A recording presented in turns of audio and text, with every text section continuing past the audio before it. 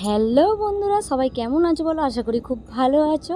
আমিও খুব ভালো আছি। আজকে সবাইকে শুভ দীপাবলি।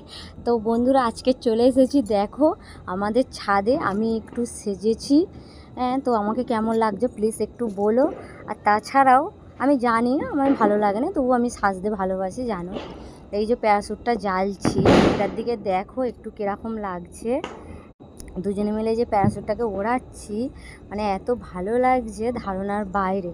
তো বন্ধুরা দেখো, প্যারাশুটটা উঠছিল না, একবার খুলে পড়ে গেল, আবার কপুরটাকে লাগিয়ে আবার ধরাচ্ছি।